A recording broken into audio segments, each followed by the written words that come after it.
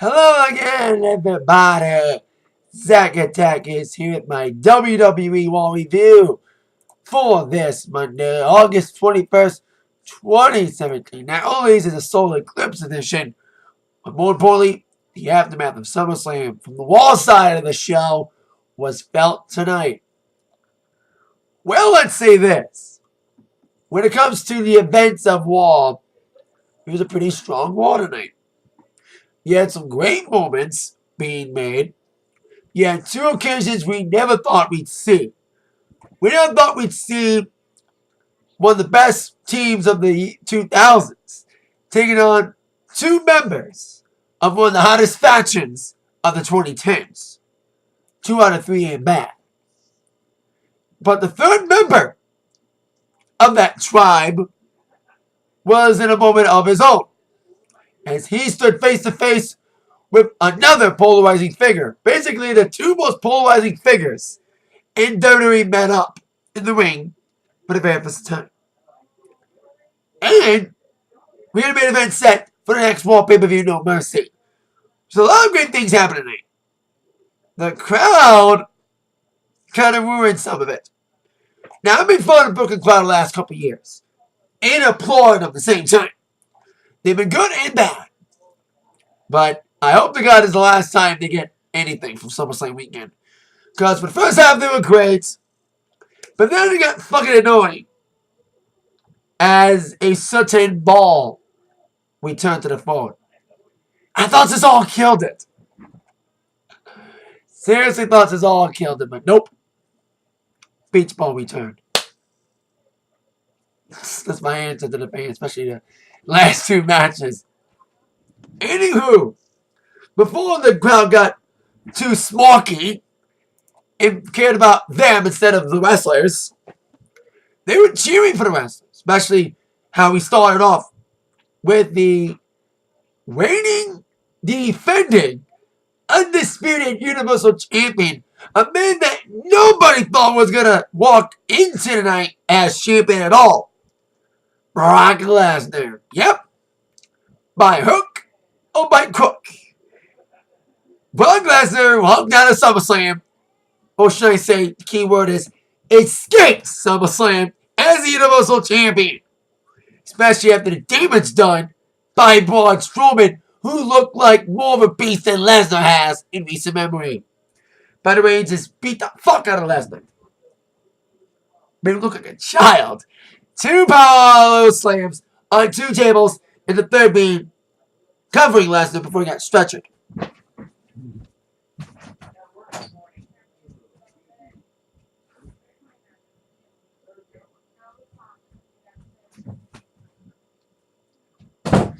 Sorry, allergies are acting up. I just got back from my vacation, and allergies are acting up again because I'm back in Michigan.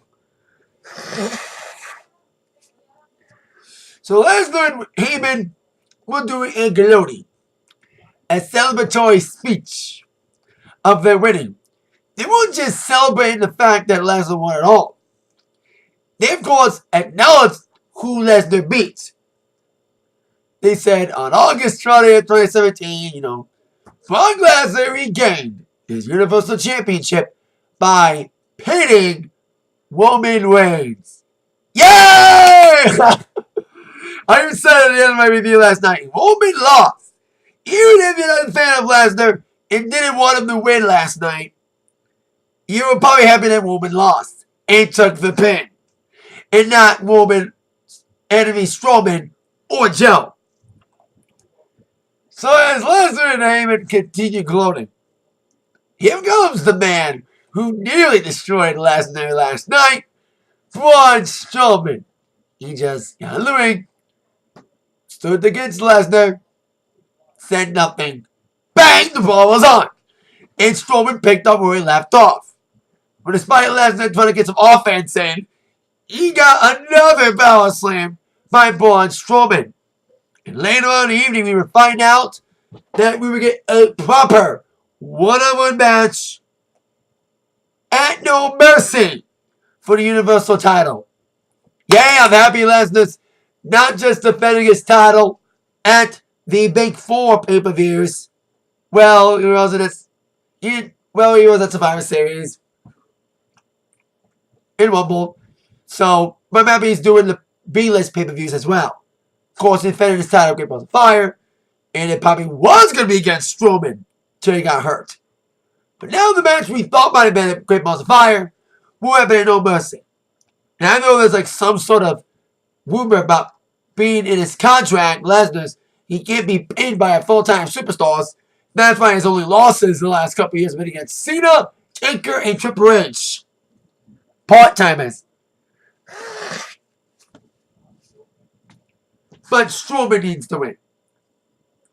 Now people want Joe to win. I want Joe or Strowman to win.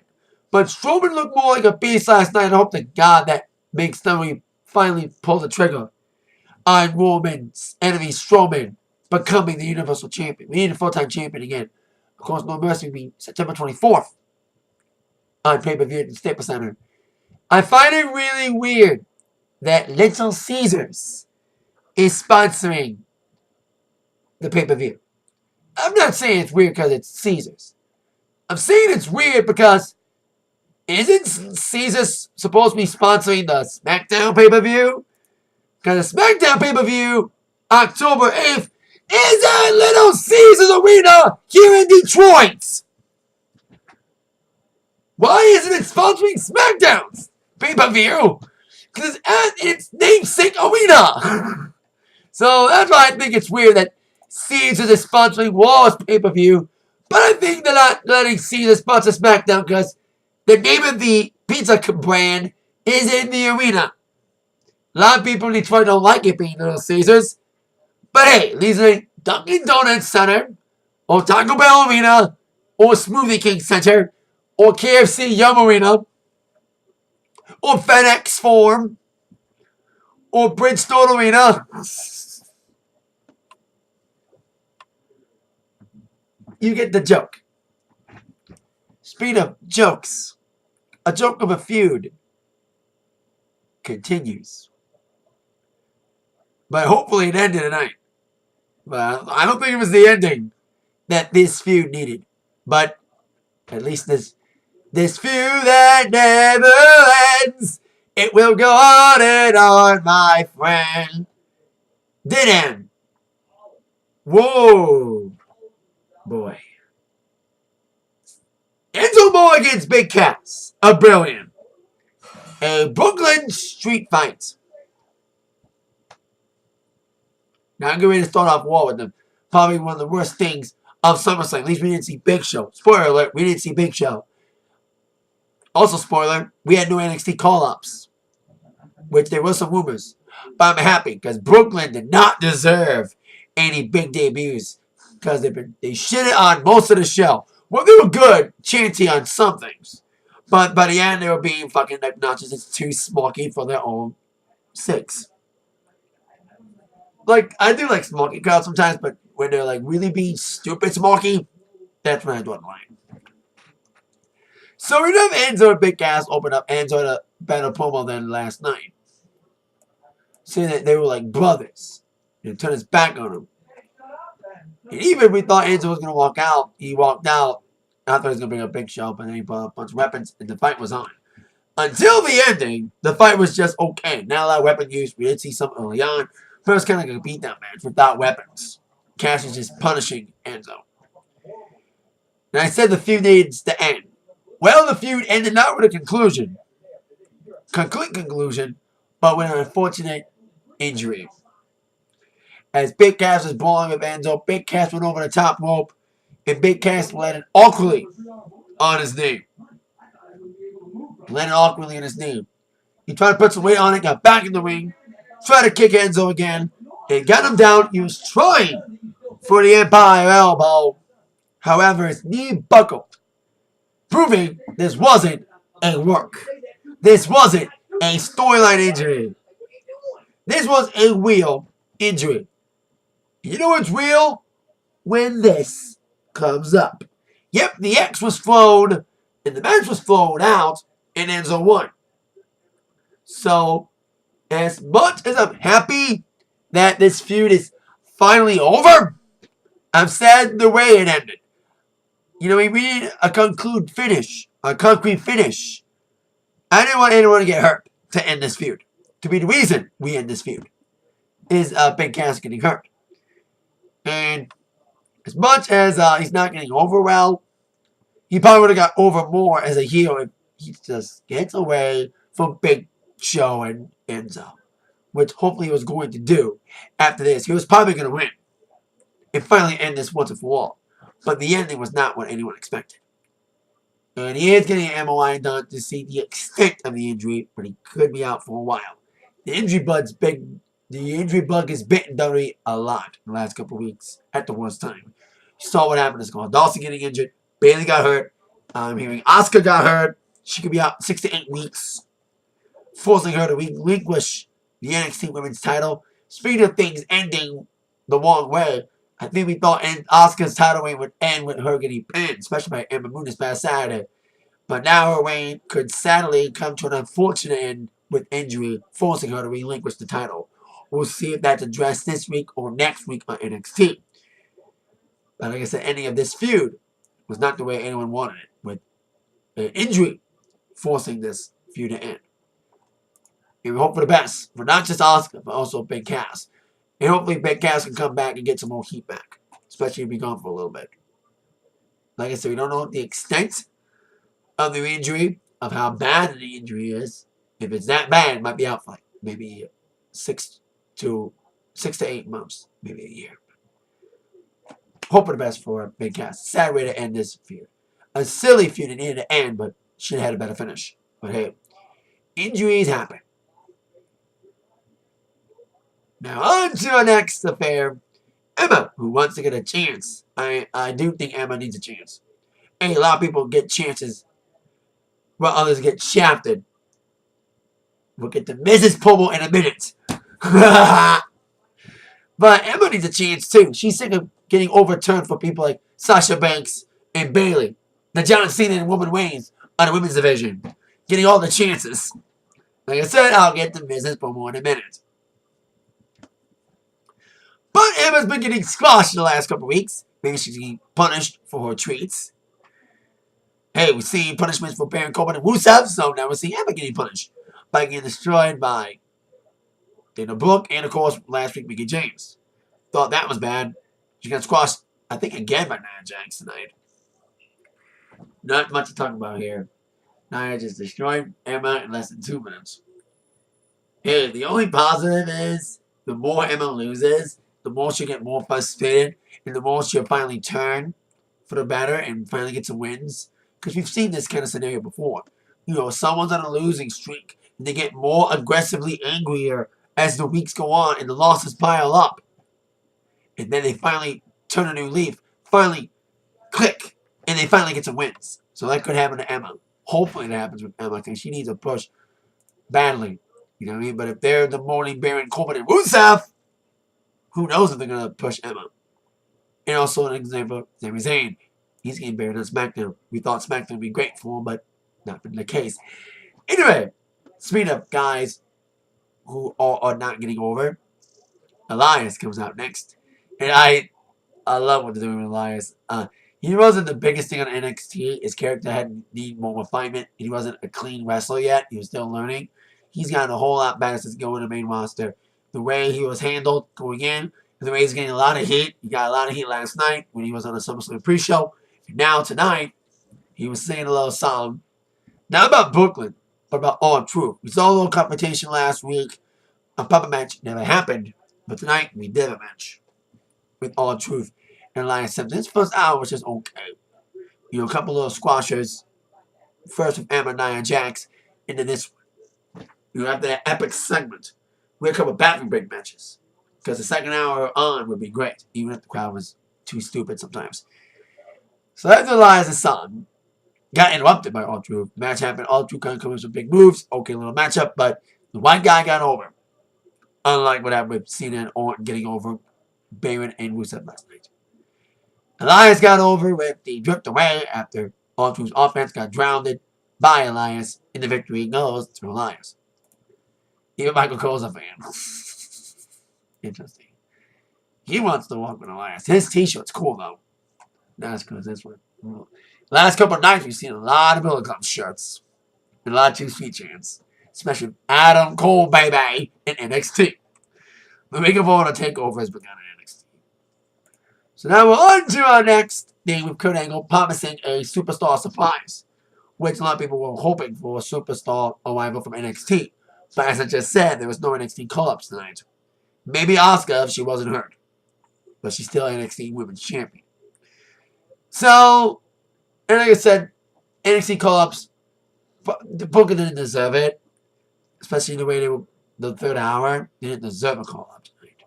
Maybe Woods on SmackDown, but maybe they'll save it for next week because Brooklyn sucks.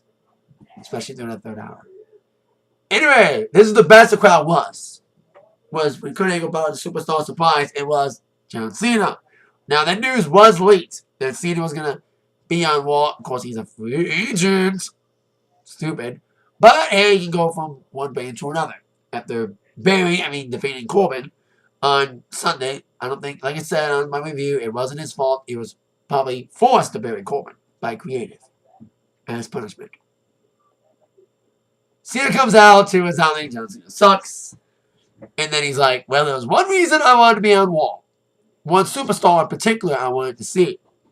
And it was Roman Reigns. These two interacted on Twitter. And now, an image we thought we'd never ever see on screen on WWE television. The two most polarizing figures in WWE history. The two who get the most reaction, positive or negative, collide on screen, face to face. The big question was, who was the crowd going to choose? Were they going to choose one to cheer? And the answer, they cheered nobody! They booed them both! They destroyed both of them! With a loud, you both suck chant! And they were about to come to blows. But then here comes the insult to the cake. Insult to injury. The icing on the boo cake. The Miz. And The Miz has been delivering some epic promos. Mostly on Talking Smack. This is probably his best promo on a regular Raw or SmackDown. I did like how he said, this is what a full Barclays Center looks like. True to the fact that his match on the pre-show was in front of a half-empty arena. When he and the Miz took on the Hardys and Jason Jordan last night. Effectively ending Jason's push. We'll get to him in a minute. It means delivering one of the best promos ever for him. It's probably like a shoot promo saying like, I am sick and tired of seeing you two getting chance after chance. Well, guys like me, I'll help you on the pine. Little insider term for on the bench. Not happy that he wasn't defending his title. He was the only champion not to defend his title last night, which was true. But the Jason Jordan jinx not going over.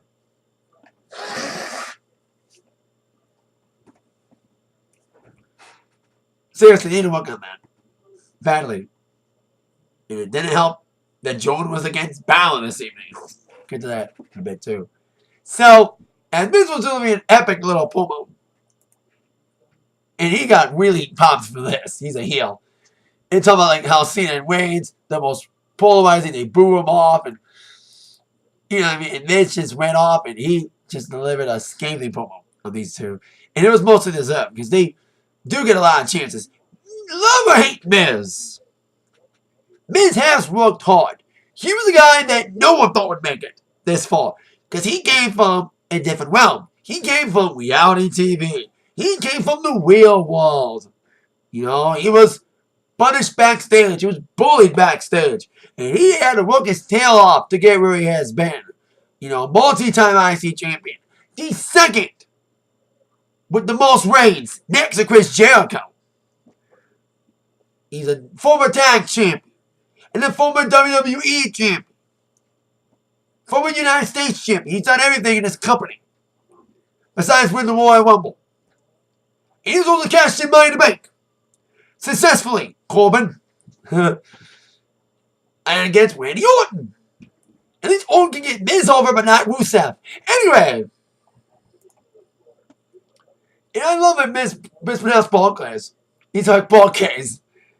But then Cena came back saying, Miz, Get one of your wristwatch guys, as me and Woman want to face you tonight in a tag match. I don't think Woman wanted a tag match. Woman's face when Cena said that Woman was his tag partner tonight was fucking priceless. And then Samoa Joe comes out. Big ovation for him. And Joe's like, you need a partner like me. So it was official. I am kind of happy. It was Miz and Joe against Cena and Woman. They were hyping it up. Because there's a big showing, two most polarizing figures. Not butting heads, but teaming up tonight in our main event. But the crowd deteriorated. And the start of the crowd being really smarky was during our next match. A random 8-man cruiserweight match. 8-man who get pushed a lot better. But I love the cruiserweight division. I love cruiserweight guys, but their booking is stupid, especially the same guys being used. Because you have guys like Lince Dorado and Healthy Scratches. He was in an 8-man against more Healthy Scratches. Should get better booking. Which is Alexander, Mustafa Ali, and Rich Swann. Teaming up against Tony Nese. I do like the whole Apex thing. That's cool. That's getting him over a little bit. The No-Fly Zone advocate, Drew Gulak. Oya Daivari. This is supposed to have his name for a minute. And Noam Dar. No TJP. Still showing his so-called injury from last week's 205 Live. And this match was okay, but the crowd started really smarky, starting with this match. And it would gradually be more smarky as the night went on. Too smarky. Beach Balls started to make its return during this one. I made fun of the fact that most of the Beach Balls during these international crowd shows come during the cruiserweight matches. No exception for this one, sadly. Because no one gives two shit about these 8 guys, because the booking's wrong for these 8 guys. Lince Dorado is very underrated. He flew a lot. There's some great high-flying stuff, but the crowd couldn't care any less. Because the creative didn't give these guys enough time to get developed. It's been a year since the cruiserweight division's been on Raw. It's not doing good, but better. And 205 Live is supposed to be a great showcase, but even that's not doing any good ratings on the network. The good guy team won. At least Cedric Alexander got the win for the team with the lumbar check. And Lince got some good moves in. And all 8 of these guys deserve to be in a match for the Cruiserweight title. Especially now that Neville's got the title again. Wow, only 1 week title away for Tozawa.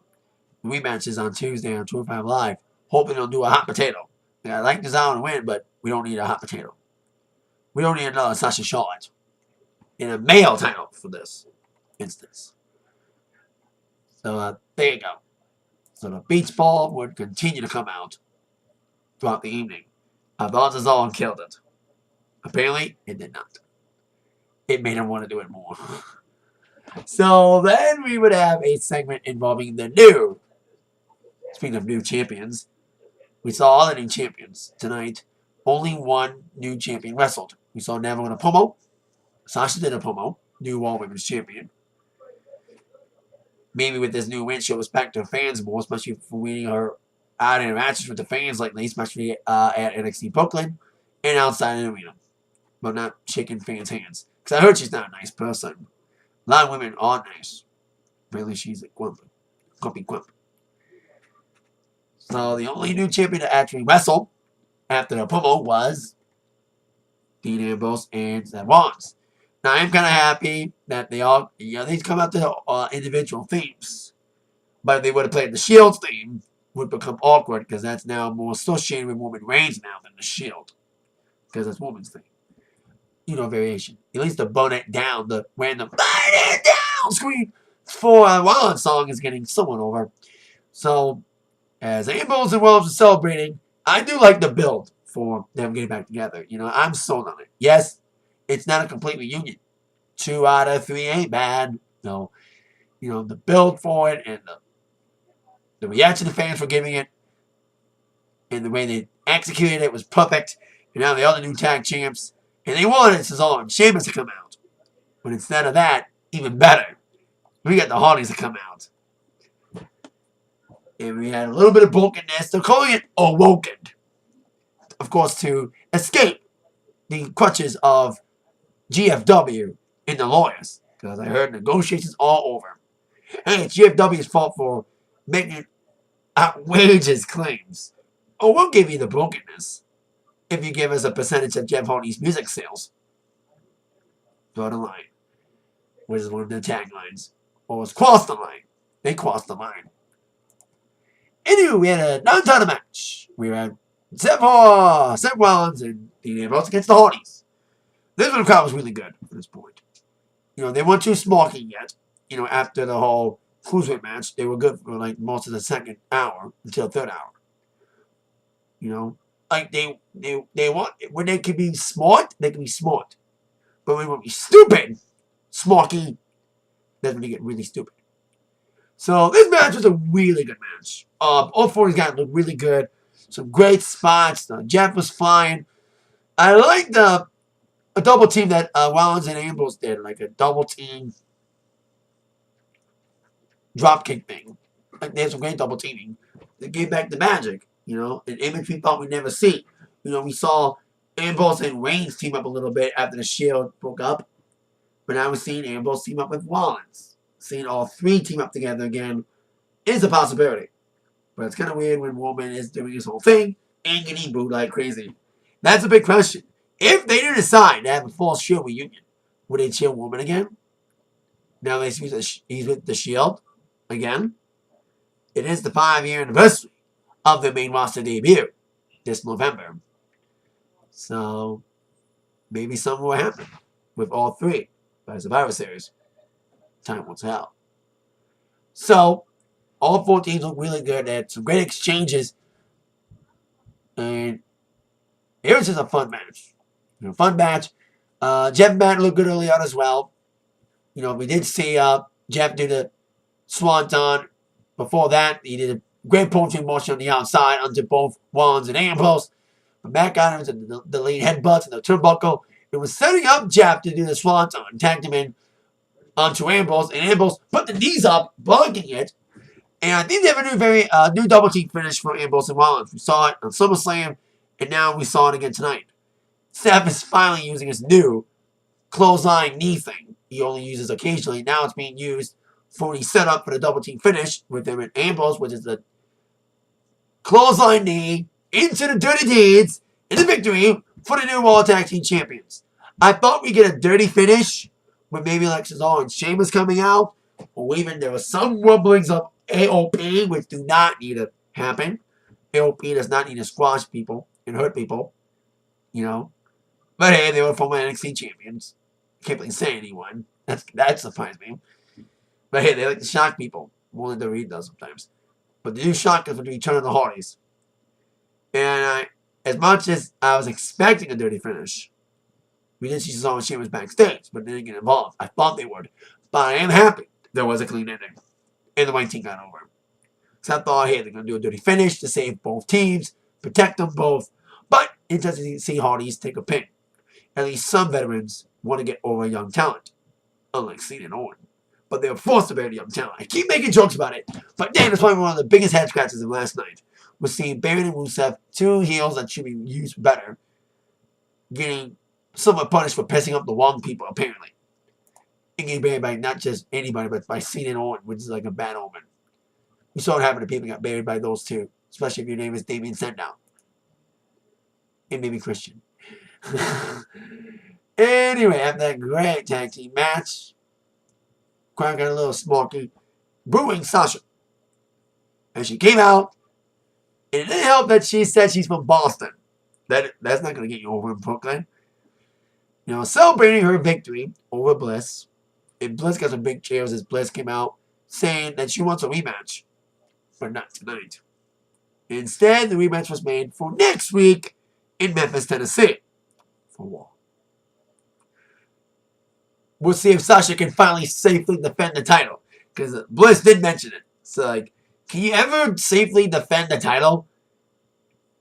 Because every time Sasha becomes a champion, she loses in her first defense. Especially during the hot potato game with Charlotte. Mentioned that earlier. And I hope they don't do that again. Please have Sasha win.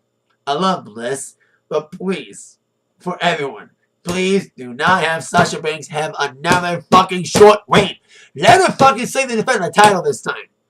Maybe lose at No Mercy. Please have one fucking defense. For once. Have her have one successful defense. That's all we ask for. That is a message from us, the WWE Universe, to you. The WWE Creative Team. The WWE Creative Team's got a lot of work trying to get Jason Jordan over and remove the stench of him being aligned as being Kurt Angle's son. Not getting over. They even got rid of the red, white, and blue graphics and got some weird new graphics for him now. And they want to get him over. Well, it's not helping when you put him not just against a Canadian sympathizer, jobber, but against Finn Balor. That's not going to help you at all. And then, this is when, like I said, the crowd got really smoky here. The beach ball returned during this match. I think they'll do the beach ball and reacting to Jason Jordan. But Finn Balor's in the ring! Come on, man! I know you're, like, not buying the Jason Jordan thing. You're not the only ones not buying it. We're not fucking buying it. No, we're not fucking buying it. We're not fucking buying it anymore. You know, understandable. The whole Jason Jordan Kurt Angle thing is a flop. Hell, his push against Miz got canceled. And now he's against Balor. But come on. Putting a beach ball out for a Balor match is bad. Even if it's against Jason Jordan, it's still a bad move. You know, it was still a good match, but the crowd shouting at the return of the beach ball. It won't be the last. We would see of it. So, good match there. Jason Jordan did have some good moves in. You know, the suplexes and all that, trying to get some momentum in. But then Balor was just alive, even if he was regular old Finn, putting away the demon, hopefully for not long, and got the win with the coup de grace after coming back after Jones' little offensive fury. At least Balor can say, I got to wrestle, and I have the SummerSlam in Brooklyn, instead of what happened last year, where I had a forfeit title day after SummerSlam. And then the SummerSlam felt like the day after Mania with the crazy-ass crowd. You know, I do like crazy-ass crowds, but when they're doing it right, when they're not just doing things just to do it, when they chant things out of whack that feel right, like booing Cena and Reigns. Even though I did see a tweet from Tommy Dreamer chastising Brooklyn, but they were chastising Brooklyn probably more when he saw what they did during the main event. John Cena and Roman Reigns against Samoa Joe and Miz. This match had great build, especially after that great promo from Miz and great reaction from the crowd. But the crowd was probably tired, and they started bringing back the beach ball for this match. Even Cena kind of acknowledged it, but really, the match didn't have any heat because of the crowd reaction. Because the crowd was doing the wave, too. What is this? The War after WrestleMania 29 all over again? That was also the Tri-Cities area?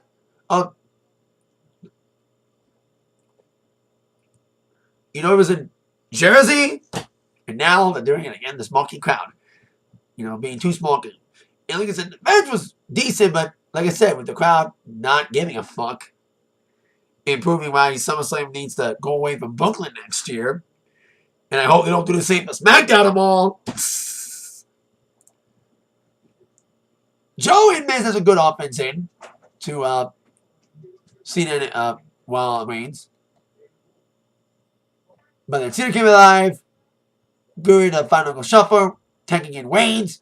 Reigns in a drive-by to the Mistwatch, who tried to get involved in the match.